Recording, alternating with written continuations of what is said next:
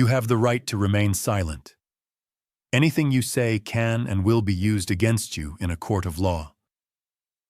You have the right to an attorney. If you cannot afford an attorney, one will be provided for you. If you decide to answer questions now without an attorney present, you will still have the right to stop answering questions at any time until you talk to an attorney. Do you understand the rights I have just read to you? Having these rights in mind, do you still wish to speak to me? This is corruption. We're ruining people's lives. We're being forced to ruin people's lives. Former state troopers are coming forward tonight, blowing the whistle, they say, on a quota system that's leaving innocent people charged with crimes they did not commit. Good evening. I'm Lauren Lowry. And I'm Marius Payton. I'm Tracy Cornett. The next time you're out driving on the interstate, especially late, you're going to be thinking about what WSMV4 Investigates has now uncovered. Chief investigative reporter Jeremy Finley is here with the latest on his sobering problem investigation. Well, guys, what we've uncovered is more than just two former troopers coming forward about what they say is a system designed to pressure troopers into making as many DUI arrests as possible. We've also obtained a secretly recorded meeting and internal maps that troopers say explains why so many innocent people are being charged with DUI. We've told you about Thomas Manis's arrest and Stephanie Fair's and Candace Slade's and all the other people arrested for DUI by state troopers when they were completely sober. But we've never heard from any of the troopers who've arrested sober people for DUI until now. This is corruption. We're ruining people's lives. We're being forced to ruin people's lives. Do you know if you've ever arrested a sober driver for DUI? Yes, sir, I'm sure I have. Former troopers Ashley Smith and Adam Potts say there's a reason so many innocent people have been arrested for DUI in Tennessee by state troopers. Welcome to my brand new channel. You have the right to remain silent. In today's video, which is my very first video, I'm going to be discussing this uptick in arrests in Tennessee for DUI with 0 breathalyzer results. That's right. 0.0 means you have 0 alcohol in at least your breath. Now, that's not a blood test. They will take a breathalyzer test to get a cursory judgment of whether or not you are impaired. They're accurate, but they're not as accurate as the blood test is. The blood test takes longer to get, so they initially give you a breathalyzer test, which is pretty accurate. It's definitely accurate enough to let them know if the person's too impaired to drive. So in these 600 instances from 2017 to current, every single participant, I should say arrestee, blew double zeros on the breathalyzer. Then they proceeded to take a blood test and had a clean blood draw as well. Marius Payton, as part of our sobering problem investigation, we've analyzed never-before-seen TBI data. Chief investigative reporter Jeremy Finley found more than 600 Tennesseans have been arrested for DUI and were completely sober. It's something you notice almost immediately. Good morning. In the body camera footage of officers approaching Xavier Gray. Go ahead and turn the car off for me, okay? His hands are in the air. First of all, I'm scared of the police. You got anything to drink tonight? Right here is a prime example of what I'm talking about. This is no one-off. This is happening to the tune of thousands of times a year in the U.S. Yes, it's prevalent in Tennessee right now. That seems to be the hotspot. But don't think this can't happen in a neighborhood near you. It happens in Florida. I'll be covering Florida cases. I live in Florida. It's prevalent here as well. I don't know if they have the numbers that Tennessee's racking up right now, but just this very situation right here, what this man is experiencing. He has a CDL. He drives a dump truck for a living. That's how he earns his wages. And you can see he is very afraid of what could happen to him for doing absolutely nothing wrong. I would say where he slipped up here is he answered their questions. So here's a reason why a police officer is going to make what seems like small talk with you. This body cam is edited. There was more said than, have you had anything to drink tonight? That's one of the questions that he asked him. I promise you. He asked him where you're coming from, where you're going to, do you have any weapons in the car? I know it seems like these questions should require an answer, but remember your Fifth Amendment. Your Fifth Amendment gives you the right to not incriminate yourself by answering a question. Now, if this question answered truthfully will incriminate you, that's what that amendment was for, because you don't have to do that. Now, I'm not saying that anything he would say would incriminate him. That's just what the purpose of it is for. However, under that Fifth Amendment, you have an advantage. You don't have to answer their questions. Well, why is that relevant here? Because the more you talk, the more they're going to use as an excuse to say you had slurred speech, you weren't answering the questions consistently with a reasonable person. I have seen them do this to the most reasonable people you can find. I would see them say things like, "You're acting weird. You're not talking normal. You got slurred speech." You name it. Just because they conversed with the police officer for about 30 or 40 seconds, before you know it, they're looking for any crack or crevice to enter in. It's a traffic stop. That's how it started. You have to present your license, insurance, and registration. I'm not saying you have to be rude to the officer and say, "I don't feel like talking to you because I'm afraid of you," or "I don't like you." I don't recommend that. I recommend being cordial and simply saying, "I prefer not to answer any questions at this time." That's going to take them by surprise in certain scenarios. I could see the police officers, when they don't know what to say next, you could tell that they're on their heels with that response, because most people start spilling out information and talking. In this case, this man was arrested. Why? Because he spoke to the police and he got taken out of the car and he submitted to SFTs, standard field sobriety tests.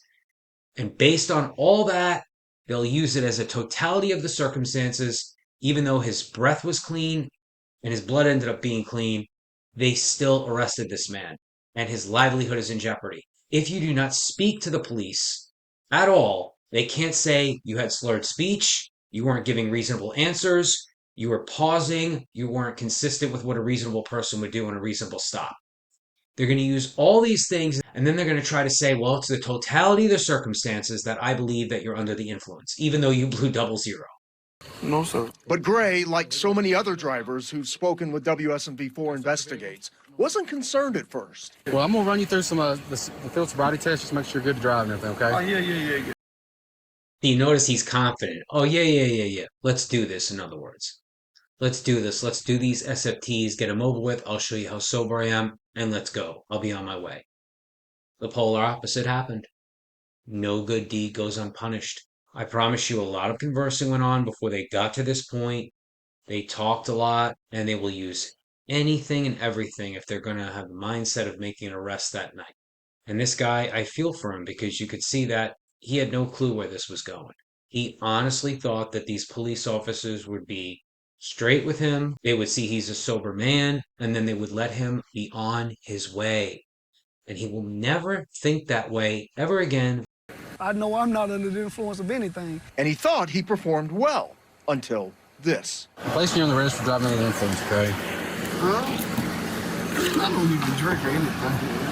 That's crazy. I work for a living driving a dump truck, and this is what I do. This is my whole livelihood. I was really afraid about losing my license. Gray is the latest person we found to be charged with a DUI whose blood work would come back showing he was completely sober. For months, we've been emailing back and forth with the TBI, asking for blood work data that shows just how often it's happening in Tennessee.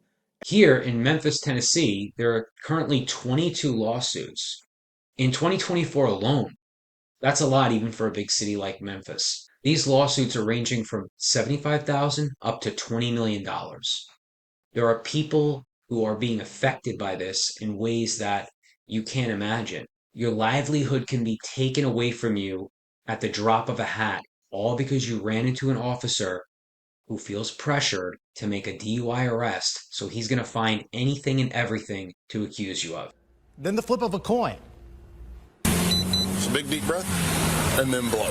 This was it. When Lenny Daniel thought this roadside police stop on his way home from a Kennesaw gig with his band would finally be over. I thought once I blew into the breath test, I felt like I'd be home within 30 minutes. That was not the case. Instead, seconds later, it was this. All right, hey, one more thing. There's a camera. If you can turn and see that green light, don't move. Oops, you're being placed under arrest for DUI, okay? Really? Yes, sir. Oh, my goodness. And I said, did the breath test show anything? So the breathalyzer was 0, okay? And I believe it, but it's the other evaluations and things that I did.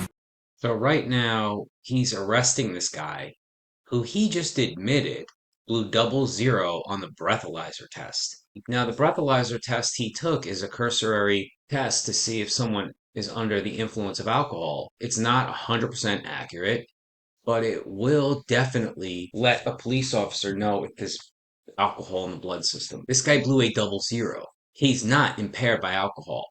He's trying to allude to the fact that he's impaired by some other drugs. You can just tell by the way this guy's handling himself. He's not high on weed. He's not high on meth. These cops are desperate to make these arrests, and you can be on the receiving end of this. Think about how psychopathic you have to be to deliberately destroy somebody's life and just go home like nothing happened, like you're doing your job. Like you're out there and you're working crimes and you're protecting and serving the community. I mean, are you for real? This guy's life can be completely turned upside down from this in an unrecoverable way. I did. Those other evaluations are something called Advanced Roadside Impairment Driver Enforcement, ARIDE, a 16-hour course teaching police officers how to perform field sobriety tests. How about we slide this meaning into the acronym? Always record ignorant, disgusting enforcers. A 16-hour course teaching police officers how to perform field sobriety tests. I believe that you're under the influence of some kind of drug. Lenny Daniel was charged by Kennesaw Police with DUI. The 65-year-old widower spent the night in the Cobb County Jail. I've driven for Meals on Wheels for 28 years as a volunteer. And I thought, are they going to still let me drive? It wasn't until 6 months later that an official blood test finally proved what he'd been trying to say all along. So now your life is on ice for 6 months because a cop believed you were driving under the influence after you blew 000s on their breathalyzer. There were no drugs in his system. I did well, I thought, on this. Say all along, there were no drugs in his system. I did well, I thought, on the sobriety test.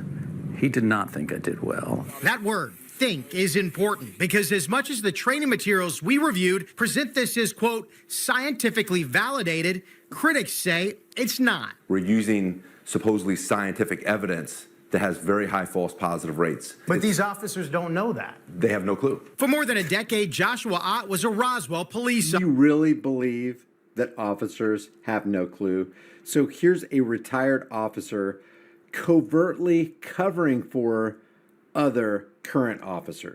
I agree with this fellow from Here's the Deal that the officers do know when they're basically just screwing somebody over.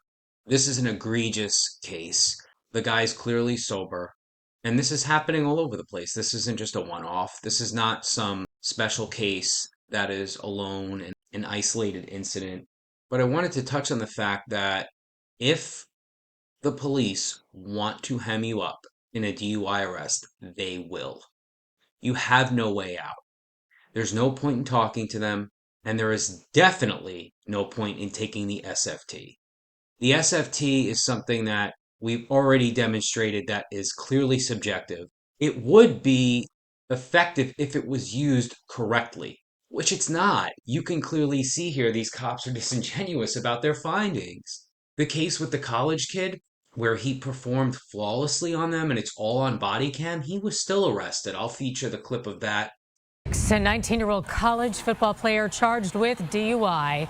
But we now know he was sober when he was arrested. Last month, the Channel 2 Action News investigation reported on concerns about the accuracy of field sobriety tests for drugs. Channel 2 consumer investigator Justin Gray is live tonight at GBI headquarters. Justin, this family wants others to hear their story.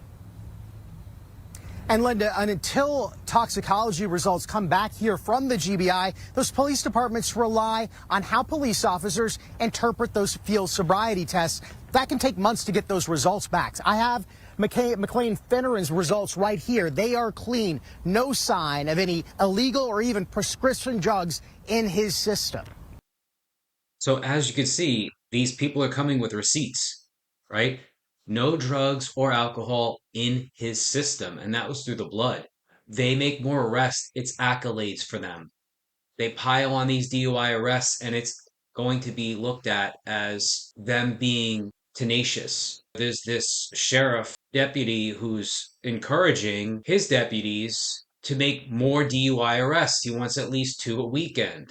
It's something directly addressed in recorded audio from a meeting with Captain Patrick Turner out of Chattanooga, obtained by WSMV4 Investigates. I'm passing on the message of what the command staff wants. What does hard work look like? Well, it could look like arresting 100 plus DUIs a year. In that meeting, it stipulated to troopers on the midnight shift, 100 DUI arrests will be required each year per trooper. If they're DUI, I want you to load the jail full of them. Turner also talks about consequences when it comes to how many DUI arrests are made, as well as contacts, meaning drivers pulled over each shift. You turn in 33 DUIs per year and 1.7 contacts, you're going to get spanked. But despite what you just heard, this is what the THP emailed us. Quote, the Tennessee Highway Patrol does not have or use quotas for traffic stops, citations, or arrests. And there's more. In emails obtained through the Open Records Act, Captain Bruce McCarley sent out maps this year. Subject line, DUI map. It shows every county in District 8 and every trooper with a number next to it. These former troopers say those are the numbers of DUI arrests made by each trooper. That's regardless of whether they're drunk or not, right? As we could see, they're arresting perfectly sober people. Did you believe that kid's testimony? Fennerin? I believe his testimony. I believe he was totally sober that night. He made the worst mistake of his life. He called the police thinking that he was doing the right thing. And what does he get for that? He gets arrested for DUI with totally clean blood, no prescription drugs, not even Adderall, no alcohol in his blood, nothing, not a damn thing. Right here when he's asking him, when was the last time you smoked marijuana? And I don't fault this gentleman for saying, I've never smoked marijuana before, but do you see how answering questions just gets you further in the hole with these cops when they're dead set on screwing you over? The cop then proceeds to say, you must be on something acting like that. And then he says, I'm nervous. I've never been in this situation before. That's more ammunition they'll use against you. Why are you nervous? Cops are trained to look for nervous behavior. It's a sign of guilt to them. It's totally insane. But yeah, they'll just take any nervousness as evidence that you may be on drugs or hiding criminal activity in your vehicle. So just the nervousness alone, this is why you can't say anything, because if your voice trembles a little, if you stutter, if you sound a little incoherent, they'll just take that like you're covering for something, that there's something in the car that's illegal, a gun or drugs, or you have a warrant. It's unbelievable how powerful silence is to these police. They cannot force or coerce you to speak. They can't beat you. I shouldn't say that, because in some cases, people not talking has led to cops becoming violent because they get so angry. They know that if you're silent, they got nothing. The more you talk, the more you give away, the more they'll try to latch on to any little thing. Like you can see here, the guy's like, I don't smoke marijuana, never have. That wasn't good enough. There's no point in answering that question is the only conclusion that one can draw. There's no point. There's no point in saying or doing anything. Just remain silent. Just stand there. Let them do what they're going to do, because they're going to do it anyway. And he has to go through this entire process that is taking months, and he has the charge looming over his head. And he has to fight it. He has to get lawyers. I'm sure his parents are going to have to help with that. He's probably lacking the means to pay for all that on his own. This is an upheaval of someone's life. So be wary out there, because this can happen to any one of us. We're not above the odds of this happening to us. And that's why with this content, I hope to raise awareness to this ongoing situation with these police and their addiction to arresting people for nothing. Either that or they're under the gun from a wicked, evil sheriff's deputy. When was the last time you smoked marijuana? I don't smoke. You've definitely done something. I drink energy drinks. Well, you're not acting like somebody that's on an energy drink. Because I'm nervous. I've never been in this position before. It was 19-year-old McLean Fennerin who called police out to this empty parking lot at Shorter University in Rome. He said he's leaving the bureau. Finneran hit a parked car after studying for a midterm and wanted to make an accident report. I did what I was taught. Keep going, keep going, keep going. But police started testing for alcohol and drugs. Yep, that's what I thought. A 0 on the breathalyzer. But the kicker for the Shorter football team was charged with DUI, spent the night in jail. Based off the accident that you had and the field sobriety test that we did, I've got enough probable cause to believe that you're under the influence of something other than alcohol. I don't drink, never have. Haven't done drugs, never have. It's just not what I do. And he said, well, I have the suspicion that you have. A GBI blood and urine test later proved there were no drugs in Finneran's system. So now this kid's life is on hold, all because of this stupid cop that decided he's going to destroy this kid's life tonight. So your life is in their hands, and there's no point in talking to them. It's not going to help your case. It's not going to convince them that you're not drunk. If they're dead set on arresting you, they will. So when you refuse the SFT, I would say the only thing that you could do to help, you're not drunk, do the breathalyzer. Don't say anything. Tell them you're going to do the breathalyzer. You're not going to answer any questions. I'll blow in the tube for you. You can see that my blood alcohol level is 000, and I should be good to go. But that's never the case. But I would offer that up. I would say that's the one thing I'll do for you. I'm not going to do these subjective field sobriety tests that each cop has a different viewpoint on and can at any point say I messed up. And so in closing, I hope that this will bring awareness to this ongoing, I would say, epidemic where sober people are being arrested. And as you can see, this guy who's driving for Meals on Wheels for almost 30 years is actually literally considered a DUI arrestee when he blew a 000. That's crazy. And you could tell by looking at the guy, he's not a weed smoking meth head or something like that who got caught up in this pathetic system that is not protecting and serving anyone. Remember, these are LEOs. They are law enforcement officers. Their job is to protect and serve. Is that happening? Do you see that happening here in these clips? And so until the next video, I bid you adieu.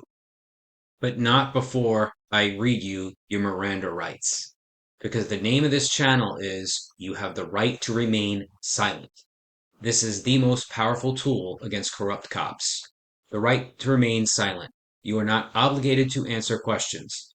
Anything said can be used against you. Your words can be used as evidence in court. Right to an attorney. You have the right to have a lawyer present during questioning. Right to a free attorney. If you cannot afford a lawyer, one will be appointed for you. When are they required? Police must issue Miranda warnings before a custodial interrogation. What that means is you're in custody. You're either detained or arrested. A lot of times you'll notice they will answer questions when they are, in fact, in custody. And the cops will not read them their Miranda. That might get thrown out, it might not. Moving on. When a person is in custody, not free to leave, and being questioned. When are they not required? Voluntary statements. If you speak freely without being questioned, i.e. blurting something out, public safety exception. In emergencies where immediate information is needed from public safety, routine booking for standard administrative questions during booking, like height and weight and stuff like that, hair color. Bottom line, this right is inalienable. It can't be taken from you. It always exists. You don't have to speak, even if it's a non-custodial interview. You don't have to speak to the police. But it has precedence once you are detained or arrested. Meaning that now, if you say something, it could potentially incriminate you. If you weren't read these rights, then the testimony gets thrown out in court. Okay? But these rights are always in play. You always have these rights, and they are more powerful than most people know. And that's why I started this channel. So good luck to you. Godspeed.